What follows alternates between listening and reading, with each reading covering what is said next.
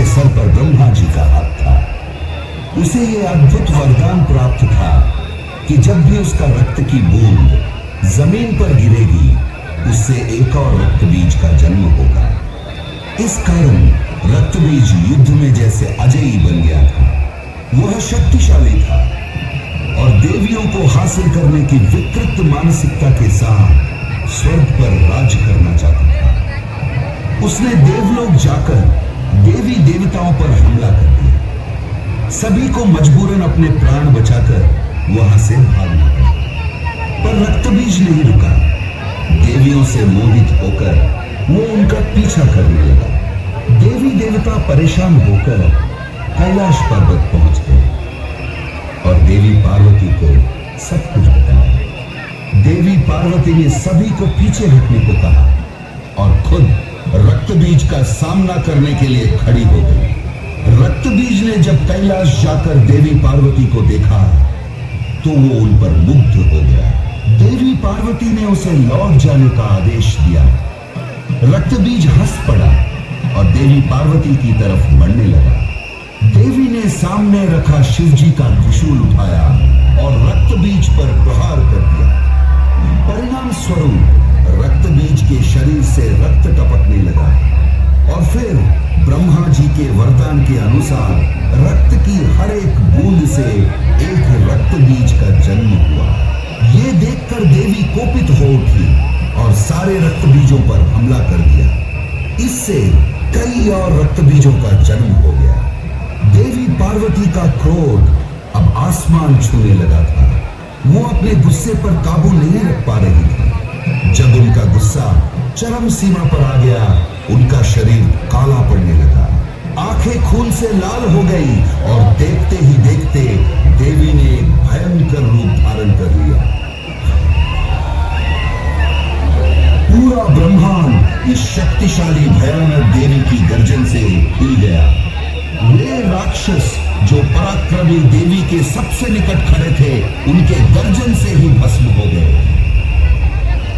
बाघ की खाल पहने हुए, हाथों में प्रतिशोध की तलवार लेकर, नरमुंडों की माला पहनकर विकराल रूपी महाकाली प्रकट हुई। वो इतनी भयानक थी कि रक्तबीज डर के भागने लगा।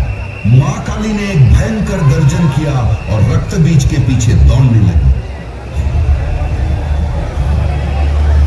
काली मां ने शक्तिशाली प्रहार किया और वो एक एक करके असुरों को निर्मम तरीके से चीरने लगी। पर उससे और रक्तबीज पैदा होने लगे। प्रलय सी क्रोधित मां काली, उनके क्रोध से सारा संसार जलने लगा।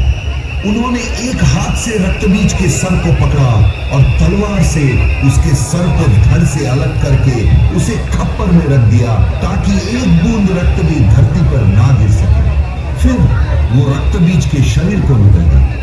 काली मां की एक ही सांस में बाकी असुर भी उनके मुंह में समा गए और मां काली की चीरती हुई हंसी की आवाज से आसमान कांप उठा। इस तरह असुरों के नायक रक्तबीज का भयानक वध हुआ।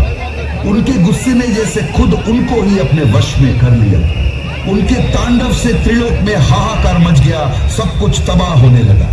देवी देवता चिंतित होकर महादेव के शरण में गए। महादेव भी कालिका को रोकने का साहस नहीं कर पाए। ऐसा लग रहा था जैसे कुछ भी नहीं बचेगा और फिर से जीवन का पतन हो जाएगा। महादेव के पास अब देवी को रोकने का एक ही रास्ता था। वो काली मां के सामने एक शव की तरह लेट गए। देवी तांडव करते हुए आगे बढ़ रही थी कि अचानक उनका पैर महादेव के शरीर से टकराया और वो शिव जी के ऊपर खड़ी हो गई। जब उन्होंने नीचे देखा तब उन्हें एहसास हुआ कि जिन्हें वो अपने पैरों के नीचे कुचल रही थी वो उनके पति साक्षात भगवान शिव जी। तब जाकर मां काली शांत हुई। इस प्रकार खत्म हुआ रक्तबीज का आतंक और मां काली का तांडव।